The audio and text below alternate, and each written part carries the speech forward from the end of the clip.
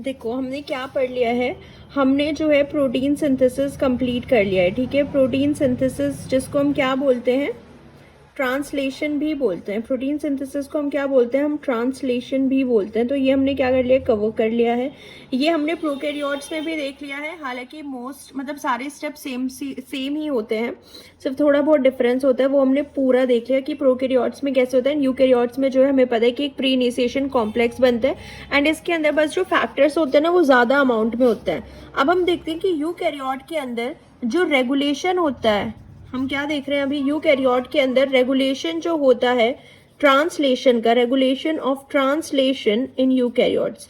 सो translation level पे regulation कैसे होता है, हम कैसे ट्रांसलेशन को या प्रोटीन सिंथेसिस को स्टार्ट कर सकते हैं या इनहिबिट कर सकते हैं, तो इसका हम रेगुलेशन देखते हैं ट्रांसलेशन का। बेसिकली दो मेथड होते हैं इसको रेगुलेट करने के। ठीक है, एक हमारे पास होता है ग्लोबल रेगुलेशन, ठीक है, ग्लोबल रेगुलेशन, एंड एक हमारे पास होता है, दूसरा हमारे पास होता है ट्रांसक्रिप्ट स्पेसिफिक रेगुलेशन। दूसरा हमारे पास क्या होता है, transcript specific regulation, transcript specific regulation. ठीक है, ये इतना आया समझ में कि हाँ ये दो तरीके के रेगुलेशन देखने को मिलते हैं। देखो ग्लोबल रेगुलेशन में होता है कि इसमें पूरा एमआरएनए अफेक्ट होता है, कि हमारा टोटल एमआरएनए जो है ना उसकी प्रोटीन सिंथेसिस जो होती है टोटल एमआरएनए की वो अफेक्ट होती है। ट्रांसक्रिप्ट स्पेसिफिक रेगुलेशन में क्या होता है कि एक थोड़ा सा पोर्शन होता है एमआरएनए का, ट्रांसक्रिप्ट जो एक पर्टिकुलर प्रोटीन के लिए कोड कर रहा है उसको अफेक्ट करते हैं। इसमें ट्रांसक्रिप्ट स्पेसिफिक रेगुलेशन नाम से ही पता चल रहा है। तो अब हम ग्लोबल रेगुलेशन पढ़ते हैं कि कौन किस किस तरह से हम ग्लोबली जो है ट्रांसलेशन को रेगुलेट कर सकते हैं। देखो अब हम देख रहे हैं कि ग्लोबल रेगुलेशन में सबसे पहले तरीके की रेगुलेशन कैसी होती है। अब हमने सारे इनिशिएशन फैक्टर देख चुके हैं प्रोकैरियोट्स के, ठीक है, तो आई होप वो सारी चीज़ आपको क्लियर होंगी क्योंकि तभी ये समझ में आएगा। देखो इनिशिएशन फैक्टर जो हमारा 2 होता है ना वो जीटीपी के साथ बाउंड होता है। ठीक है, ये हमें पता है जीटीपी के साथ बाउंड होता है, बाइनरी कॉम्प्लेक्स बनाता है, एंड देन वो जो हमारा इनिशिएटर टीआरएनए होता है मिथियोनिन से चार्ज, उसके साथ ये टर्नरी कॉम्प्लेक्स बना के क्या करते हैं, ये बेसिकली इस टीआरएनए को राइबोसोम की पी साइड पे डिलीवर करने का काम करता है। ये हमें पता है कि ये इनिशिएशन फैक्टर जो होते हैं ये पी साइड पे डिलीवर करते हैं टीआरएनए को। यूकैरियोट्स की हम बात करें, ठीक है, तो एक प्रोसेस होते हैं जिसमें कुछ काइनेसेस क्या करते हैं ना, ये जो हमारा इनिशिएशन फैक्टर होता है यूकैरियोट का, इनिशिएशन फैक्टर 2 होता है, इसकी जो अल्फा सब यूनिट होती है ना, इसकी अल्फा सब यूनिट को क्या कर देता है, फोस्फोराइलेट कर देता है।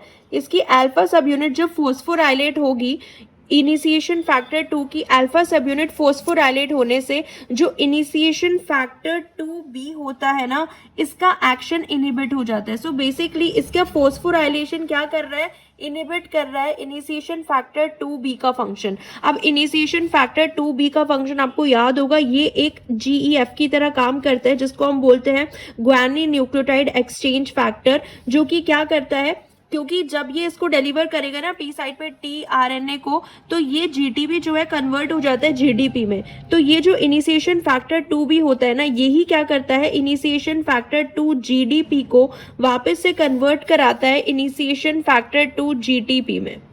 ठीक है, तो अब हम क्या कर रहे हैं ना, इसका जो एक्शन है वो इनहिबिट हो गया है, यानी कि ये जीईएफ अब काम नहीं करेगा। तो यानी कि हमारा जो इनिशिएशन फैक्टर 2 जीडीपी हुआ है वो जीटीपी में वापस से कन्वर्ट नहीं होगा, जिसकी वजह से इसकी जो कंसेंट्रेशन है ना, इनिशिएशन फैक्टर 2 जीडीपी की कंसेंट्रेशन कम हो जाती है, एंड हमारा जो ट्रांसलेशन है उसका जो अमाउंट है वो भी कम हो जाता है। इनिशिएशन जो है ट्रांसलेशन का वो कम हो जाता है, उसके लेवल्स का, इसके लेवल कम होने की वजह से। तो एक तो हम इस तरीके से रेगुलेट कर सकते हैं, करते हैं, क्योंकि कि अगर ट्रांसलेशन कम करना है तो कुछ काइनेजेस आते हैं, कुछ मतलब काइनेजेस हमें पता है कि फोस्फोराइलेट करते हैं। तो काइनेज क्या करेंगे, इनिशिएशन फैक्टर 2 जो होता है इसकी अल्फा सब यूनिट को फोस्फोराइलेट कर देंगे, जिसकी वजह से इनिशिएशन फैक्टर 2b जो कि जीएफ की तरह काम करते हैं, इसका एक्शन इनहिबिट हो जाता है। तो ये इनिशिएशन फैक्टर 2 जीडीपी को इनिशिएशन फैक्टर 2 जीटीपी में कन्वर्ट नहीं कर पाता है, जिसकी वजह से जो है जीटीपी का लेवल कम हो जाता है। इसका लेवल कम होने की वजह से ये हम टर्नरी कॉम्प्लेक्स नहीं बना पाएंगे ना, और हम टीआरएनए को टी साइड पे डिलीवर नहीं कर पाएंगे, तो यानी कि ऑटोमेटिकली हमारा ट्रांसलेशन जो है कम हो गया, ट्रांसलेशन के जो लेवल है, प्रोटीन सिंथेसिस के लेवल जो है वो कम हो गया है। तो ये एक पहला स्टेप है जिस तरीके से हम ट्रांसलेशन को रेगुलेट कर सकते हैं इन यूकैरियोट्स। देखो ये जो दूसरा रेगुलेशन होता है ना, ये भी क्या होता है, काइनेज ही रेगुलेट करते हैं। तो एक हमारे पास एम्प्टोर होता है जिसको हम बोलते हैं मैमेलियन टारगेट ऑफ रापामाइसिन। ये एक काइनेज होता है, फॉस्फेटाइडल इनोसिटोल 3 काइनेज फैमिली से बिलोंग करता है एंड ये एक काइनेज होता है। ये क्या करता है ना, एम्प्टोर क्या करता है, एक हमारे पास ये होता है 4E बाइंडिंग प्रोटीन, ठीक है। 4E बाइंडिंग प्रोटीन जो होता है ना, इसको क्या कर देगा, ये फॉस्फोराइलेट कर देता है। इसका काम ये होता है एम्प्टोर का। अब एक बार हम ये समझ लेते हैं, जब हमने यूकैरियोट का हमने देखा था कि mRNA पे जो 43S प्री इनिशिएशन कॉम्प्लेक्स बनता है, उससे पहले जो हमारे पास इनिशिएशन फैक्टर होते हैं 4E, वो 5 प्राइम कैप पे आके बाइंड होता है, ठीक है, ये क्लियर है 4E। एंड जो इनिशिएशन फैक्टर 4G होता है जो स्कैफोल्ड की तरह काम करता है, वो 4E से बाइंड हो जाता है यहाँ पे बीच में। एंड फिर यहाँ पे पॉली ए बाइंडिंग प्रोटीन आता है एंड यहाँ पे पूरा जो mRNA वो सर्कुलराइज्ड हो जाता है, ठीक है, ये एकदम क्लियर है। यहाँ पे क्या हो रहा है ना, ये जो 4E बाइंडिंग प्रोटीन है, ये अपने मतलब जब इसका फॉस्फोराइलेटेड स्टेट नहीं होती है, यानी कि ये अपने कौन से स्टेट में, अनफॉस्फोराइलेटेड स्टेट में, ये जो 4E बाइंडिंग प्रोटीन है ना, ये अनफॉस्फोराइलेटेड स्टेट में इसके साथ बाइंड कर जाता है 4E के साथ। इसका नाम ही है 4E बाइंडिंग प्रोटीन। तो जब ये अनफॉस्फोराइलेटेड होगा, ये इसके साथ बाइंड कर जाता है 4E के साथ। एंड अगर ये 4E के साथ बाइंड कर जाएगा तो 4G बाइंड नहीं हो पाएगा एंड फिर पूरा ट्रांसलेशन इनिशिएशन स्टेप ही नहीं हो पाएगा, क्योंकि ये पॉली ए बाइंडिंग प्रोटीन यहाँ बाइंड नहीं कर पाएगा एंड इन ट्रांसलेशन का जो प्रोसेस है वो क्या हो जाएगा, वो कम हो जाएगा, यानी कि ट्रांसलेशन इनिशिएशन होगा ही नहीं अगर ये अनफॉस्फोराइलेटेड स्टेट में होता है। तो ये जो एम्प्टोर होता है ना, ये क्या करता है, मैमेलियन टारगेट ऑफ रापामाइसिन, ये काइनेज इसको फॉस्फोराइलेट कर देता है 4E बाइंडिंग प्रोटीन को। सो 4E बाइंडिंग प्रोटीन अगर फॉस्फोराइलेटेड है तो ये जो है इसके साथ बाइंड नहीं करेगा 4E के साथ। ये याद रखना है कि ये सिर्फ अनफॉस्फोराइलेटेड स्टेट में बाइंड करता है।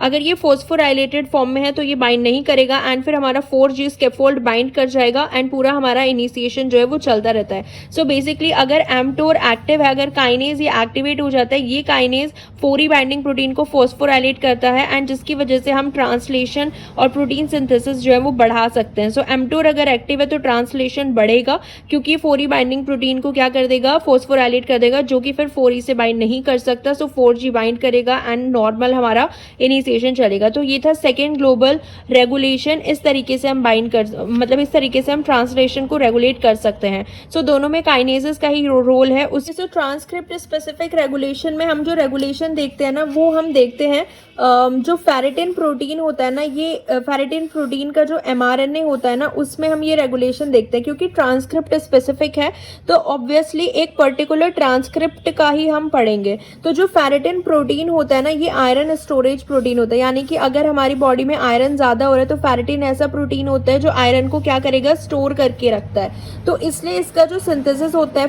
फेरेटिन प्रोटीन का, वो डिपेंड करता है कि आयरन की कंसंट्रेशन है या नहीं है, प्रेजेंस और एब्सेंस पे डिपेंड करता है। तो इसको हम कैसे रेगुलेट करते हैं फेरेटिन प्रोटीन को, इसको देखते हैं। देखो आयरन की कंसंट्रेशन अगर ज़्यादा होगी तो फेरेटिन भी ज़्यादा होना चाहिए, क्योंकि यही आयरन को स्टोर करता है। अगर आयरन की कंसंट्रेशन कम होगी तो फेरेटिन कंसंट्रेशन भी कम होती है, ठीक है। तो इसलिए इस केस में हमें फेरेटिन का सिंथेसिस जो है वो रोकना पड़ता है एंड इसमें फेरेटिन का सिंथेसिस हमें करना पड़ता है, क्योंकि अगर आयरन है तो हमें करना पड़ेगा। अब इसको समझने से पहले एक हम ये समझ लेते हैं IRE, ये क्या होता है, एक आयरन रिस्पॉन्स एलिमेंट होता है। जो इसका mRNA होता है ना, फेरेटिन प्रोटीन का जो mRNA होता है, उसके 5 प्राइम अनट्रांसलेटेड रीजन पे ये ऐसा एक जो है लूप जैसा स्ट्रक्चर होता है, हेयरपिन लूप जैसा स्ट्रक्चर होता है 5 प्राइम UTR पे, ठीक है। 5 प्राइम UTR पे ये जो हेयरपिन लूप जैसा स्ट्रक्चर होता है ना, इसके अंदर 28 न्यूक्लियोटाइड होते हैं एंड इसको हम बोलते हैं IRE, आयरन रिस्पॉन्स एलिमेंट। इसी को हम बोलते हैं, ये जो 5 प्राइम UTR पे हेयरपिन लूप जैसा स्ट्रक्चर होता है ना, एंड इसी का इंपॉर्टेंट रोल होता है। तो ये इसके mRNA में होता है, ठीक है, फेरेटिन के mRNA में होता है। अब हम देखते हैं कि आयरन की प्रेजेंस और एब्सेंस से हम कैसे कंट्रोल कर रहे हैं सब कुछ। देखो केस 1 है कि अगर हमारे पास आयरन का कंसंट्रेशन कम है, देखो अगर आयरन का कंसंट्रेशन कम है तो यहाँ पे जो एक प्रोटीन्स होते हैं ना, जिनका बहुत ही इंपॉर्टेंट रोल होता है, वो होते हैं iron regulatory protein. Iron regulatory protein जिसको हम IRP भी बोलते हैं। तो यहाँ पे क्या होगा, अगर आयरन की कंसंट्रेशन कम होती है तो ये जो हमारे पास होते हैं ना आयरन रेगुलेटरी प्रोटीन होते हैं, ये जो ब्लू कलर से दिखाया हुआ है ये क्या है, आयरन रेगुलेटरी प्रोटीन है। क्या है ये, IRP होते हैं, आयरन रेगुलेटरी प्रोटीन। तो ये जो आयरन रेगुलेटरी प्रोटीन है ना ये IRE से आके बाइंड कर जाएंगे आयरन रिस्पॉन्स एलिमेंट, जो हमारा 5 प्राइम UTR पे क्या है, एक हेयरपिन लूप जैसा स्ट्रक्चर है। तो आयरन की कम कंसेंट्रेशन पे ये iron regulatory protein IRP, for example एकोनिटेज हम लेते हैं, वो आके यहाँ पे बाइंड कर जाएंगे एंड जिसकी वजह से यहाँ पे जो है इसका 43S प्री इनिशिएशन कॉम्प्लेक्स नहीं बन पाएगा, क्योंकि ये क्या करता है ना, ये जो IRP प्रोटीन होते हैं, एकोनिटेज जो होते हैं, ये जब यहाँ पे बाइंड करते हैं तो यहाँ पे जो हमारे इनिशिएशन फैक्टर होता है ना, इनिशिएशन फैक्टर हमने पढ़े हैं, एक हमारा इनिशिएशन फैक्टर होता है यूकैरियोट का इनिशिएशन फैक्टर 4A, जिसके पास हेलिकेज एक्टिविटी होती है, ठीक है, ये याद है, इसके पास क्या होती है, हेलिकेज एक्टिविटी। तो अगर ये यहाँ पे बाइंड हुआ रहेगा, IRP जो है ये यहाँ पे बाइंड हुआ रहेगा, तो ये जो 4A हेलिकेज एक्टिविटी जिसके पास है ये क्या करेगा, इसके सेकेंडरी स्ट्रक्चर को, हेयरपिन लूप स्ट्रक्चर को RNA के ओपन नहीं कर पाएगा, इसको तोड़ नहीं पाएगा, तो जिसकी वजह से 43S प्री इनिशिएशन कॉम्प्लेक्स भी नहीं बन पाएगा यूकैरियोट में एंड इसका जो प्रोटीन सिंथेसिस है वो नहीं होगा। तो फेरेटिन mRNA का इस केस में कोई ट्रांसलेशन नहीं होता है अगर आयरन कम है तो, क्योंकि यहाँ पे IRP बाइंड हो जाता है, IRP बाइंड करेंगे कहाँ पे, IRE पे। तो ये IRE बाइंडिंग प्रोटीन होते हैं जिसको हम एकोनिटेज बोलते हैं, इनको हम IRP भी बोलते हैं, that is iron regulatory protein, ठीक है। तो ये होता है लो कंसेंट्रेशन में। अगर देखो हाई कंसेंट्रेशन होगा, अगर आयरन हाई कंसेंट्रेशन होगा तो ये जो IRP होते हैं ना, ये जो आयरन रेगुलेटरी प्रोटीन होते हैं, ये वहां पे जाके बाइंड नहीं करते IRP पे, ये क्या IRE पे बाइंड नहीं करते, उस हेयरपिन लूप लाइक स्ट्रक्चर पे जाके बाइंड नहीं करते, ये आयरन से बाइंड करना स्टार्ट कर देते हैं, क्योंकि आयरन ज्यादा होता है, आयरन की कंसेंट्रेशन ज्यादा होती है, जिसकी वजह से जो IRE है वो फ्री होता है एंड फिर यहाँ पे ये जो सेकेंडरी स्ट्रक्चर है, जो इनिशिएशन फैक्टर 4A होता है, वो इसको ब्रेक करेगा सेकेंडरी स्ट्रक्चर को एंड हमारा 43S प्री इनिशिएशन कॉम्प्लेक्स आता है, mRNA जो है सर्कुलराइज्ड होता है एंड हमारा जो है ट्रांसलेशन होगा एंड देन फेरेटिन का सिंथेसिस हो जाएगा, यानी कि ट्रांसलेशन का इनिशिएशन स्टार्ट हो जाएगा एंड फेरेटिन प्रोटीन बनेगा। तो ये होता है ट्रांसक्रिप्ट स्पेसिफिक रेगुलेशन, जो कि हम फेरेटिन प्रोटीन के mRNA में देखते हैं कि कैसे कंसेंट्रेशन जो होती है आयरन की लो एंड हाई कंसेंट्रेशन इसकी एक्टिविटी को, फेरेटिन की प्रोटीन सिंथेसिस एक्टिविटी को अफेक्ट करती है। तो हमने जो रेगुलेशन था यूकैरियोट का वो दोनों तरीके का देख लिया, ग्लोबल रेगुलेशन भी एंड ट्रांसक्रिप्ट स्पेसिफिक रेगुलेशन भी।